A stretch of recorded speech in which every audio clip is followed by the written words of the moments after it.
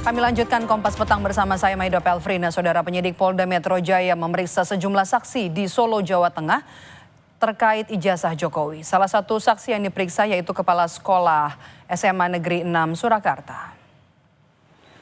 Pemeriksaan dilakukan pada Selasa 17 Juni 2025 di SMA Negeri 6 Surakarta. Kepala sekolah menyebut ia diperiksa penyidik Polda Metro Jaya sebagai saksi terkait ijazah Jokowi.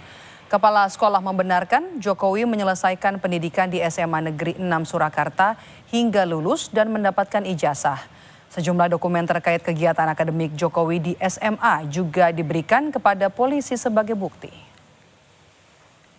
Bukti-bukti yang otentik akan saya sampaikan semuanya.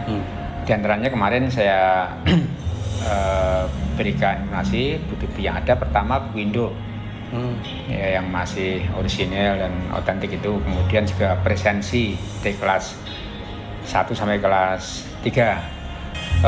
Pernah mengenyam pendidikan di SMA 6 dan menamatkan pendidikan di SMA 6 sehingga mendapatkan ijazah dari SMA 6.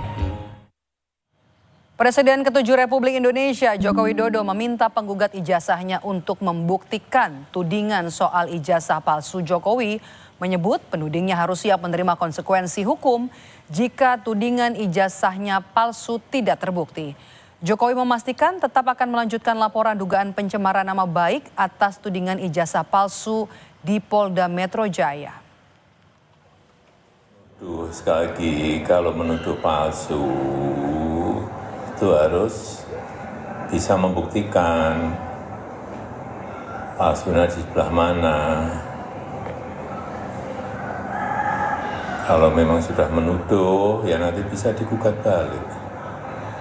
Tapi yang jelas, lihat aslinya aja belum pernah lihat, kok bisa menyatakan palsu itu dari mana? Ya.